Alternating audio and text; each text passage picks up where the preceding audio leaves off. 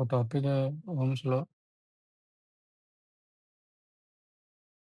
Ohm's law में क्या होता है, कांस्टेंट टेम्परेचर पर जो करंट डेंसिटी होती है वो directly proportional electric field intensity की होती है। मतलब जे आपका करंट डेंसिटी है तो वो डायरेक्टली प्रोपोर्शनल है इलेक्ट्रिक फील्ड इंटेंसिटी की। ठीक है, तो इसको एक्सपैंड करेंगे तो जे इक्वल टू सिग्मा ए।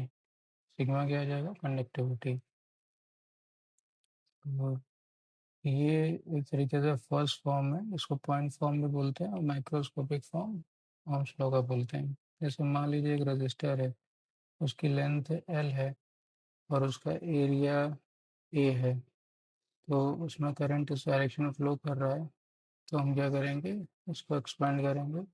जे क्या होता है, करंट डेंसिटी, मतलब I by A, current divided by area equal to conductivity को 1/रो लिख लेंगे, रेजिस्टिविटी, और इलेक्ट्रिक फील्ड इंटेंसिटी को वी बाई एल।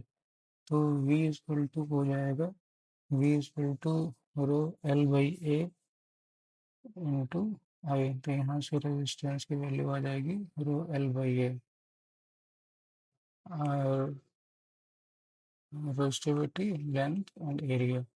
तो वोल्टेज क्या हो जाएगा, वी इक्वल टू, यहाँ पे आर इंटू आई। तो voltage directly proportional to current है। तो ये सेकंड फॉर्म, सर्कुटल फॉर्म भी बोलते हैं। हम क्या बोल सकते हैं,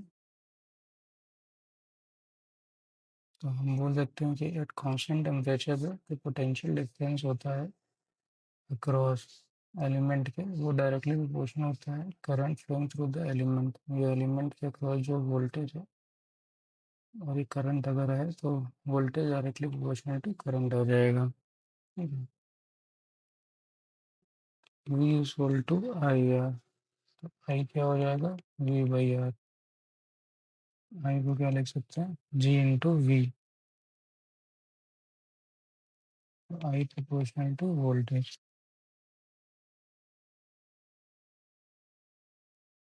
तो ये आपका third form of Ohm's law है। यहाँ पर जी क्या है, जी आपका कंडक्टेंस है। उसकी यूनिट किसमें होती है, सीमेंस में। और मोह, इस तरीके से। तो कैसे था, पहला J equal to sigma E first form, second form V equal to I R, ऐसे भी लिख सकते हैं उन लोग को। I equal to G V, fourth equal to V equal to R D Q over D T. Current को D Q over D T में लिख सकते हैं। सो नेक्स्ट टॉपिक है रजिस्टर। तो रजिस्टर क्या होता है, रजिस्टर एक ऐसा एलिमेंट होता है जो कि करंट को अपोज करता है। तो सर मतलब उसको ऐसे डिस्क्राइब कर सकते हैं कि सर्किट एलिमेंट के प्रॉपर्टी जो करंट को अपोज करे। तो करंट को अपोज करते समय क्या होता है, इलेक्ट्रिकल एनर्जी को वो हीट एनर्जी में कन्वर्ट करता है। रजिस्टर वाले केस में वोल्टेज लिनियरली प्रोपोर्शनल होता है करंट के। तो मान लीजिए एक सर्किट है, ये रजिस्टर है, ये वोल्टेज है, ये करंट है और ये आर है। अब पावर क्या हो गया, वी इंटू आई। ठीक है, I R to I. Power को हम लोग आई स्क्वायर इंटू आर लिख सकते हैं। वहीं पर वर्क डन क्या है, integration of power with respect to time. तो I square R into D T. तो आपका वर्क डन हो जाएगा आई स्क्वायर आर टी।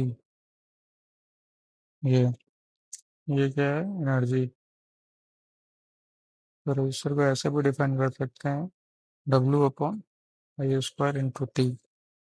अगर यूनिट देखोगे तो ऊपर वाले की जूल हो गई और नीचे वाले एम्पेयर स्क्वायर इंटू सेकेंड। तो रेजिस्टेंस को ऐसा भी बोल सकते हैं कि energy dissipated per unit time per unit current square.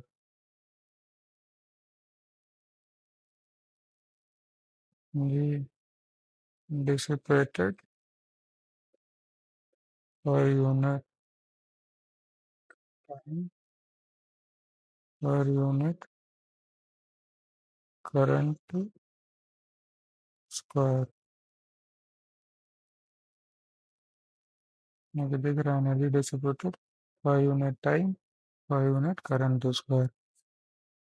तो एक्सपेरिमेंट ने बताया है कि जैसे एक और होता है कि जो मेटेलिक कंडक्टर का जो रेजिस्टेंस होता है वो टेम्परेचर के साथ वेरी करता है, तो आर टी इस तरीके से अल्फा डेल्टा टी, मतलब कि आर टी वन क्या है, पहले जो कुछ रेजिस्टेंस होगा और बाद में टी टू टेम्परेचर पर दूसरा रेजिस्टेंस आ जाएगा। तो ये आर टी वन है resistance at temperature T one पे, दूसरा है ये आर टी टू, ये resistance at temperature T two. तो अल्फा टी डेल्टा टी क्या है, T two minus T one, और अल्फा क्या है, ये आपका टेम्परेचर कॉफिशिएंट है, और रेजिस्टेंस की वैल्यू बदलती है विद रिस्पेक्ट टू टेम्परेचर पे।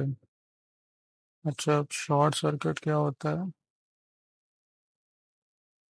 जैसे मान लो ये एक नेटवर्क है और ये आगे से इसको मैंने शॉर्ट कर दिया है।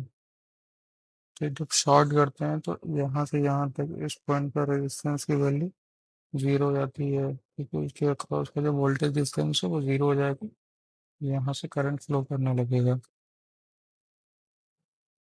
जैसे एक एग्जांपल ले लें,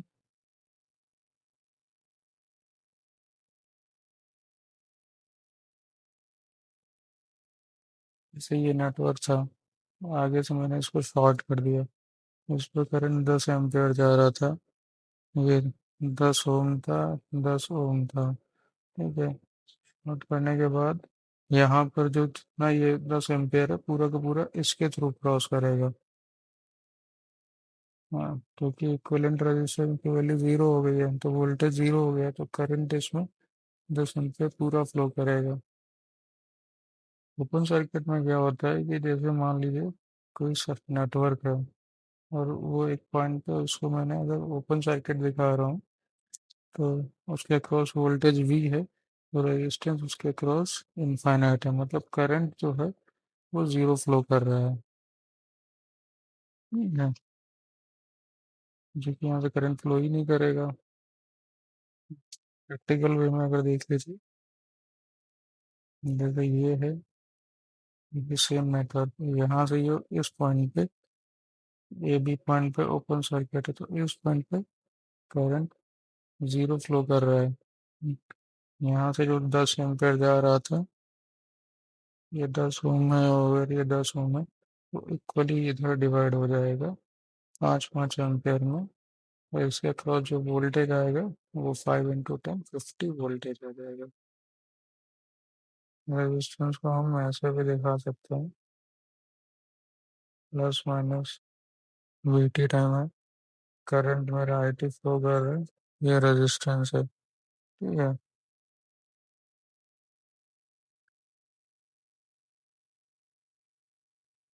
अगर मेरा एक्साइटेशन नॉन साइनसोइडल है तो वी टी क्या होगा, V T equal to I T dot R. तो ये आपका टाइम डोमेन के रिस्पेक्ट में बता रहा हूँ मैं। वहीं पे वी एस क्या होगा, V S equal to I S dot R, ये किसमें लैप्लास डोमेन में या एस डोमेन में। वहीं पे अगर ये साइनसोइडल है, इसको V bar equal to I bar into R, phasor domain इस तरीके से लिखते हैं।